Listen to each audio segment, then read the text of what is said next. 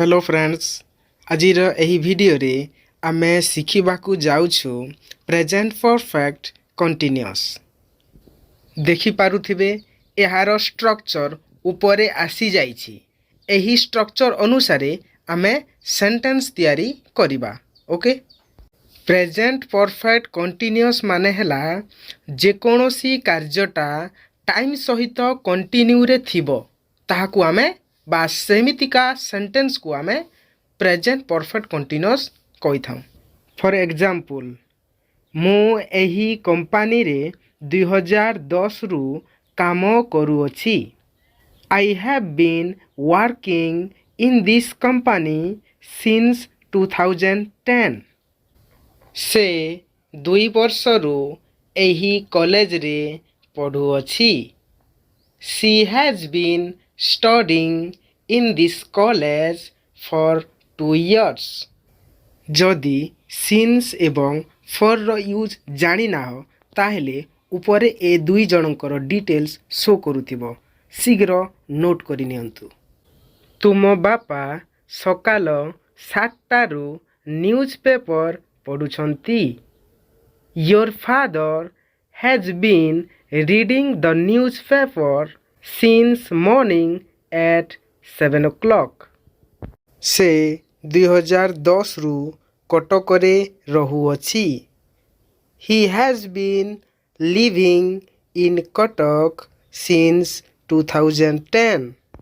से तुमको 2 घंटा रु अपेक्षा करिअछि।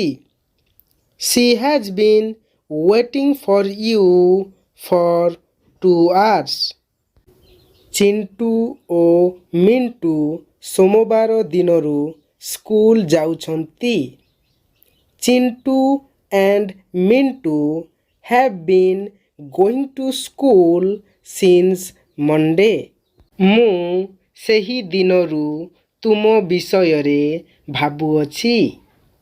I have been thinking about you since that day. पिला माने 2 दिनरू खेलुछंती। The children have been playing for 2 days. Rohit 4 वर्षरू क्रिकेट खेलुअछि। रोहित has been playing cricket for 4 years. मु ताकू दीपावलीरू अपेक्षा करिअछि।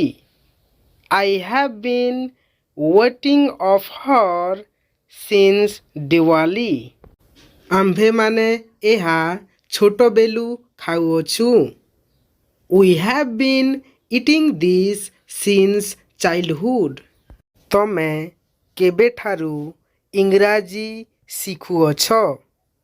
Since when have you been learning English?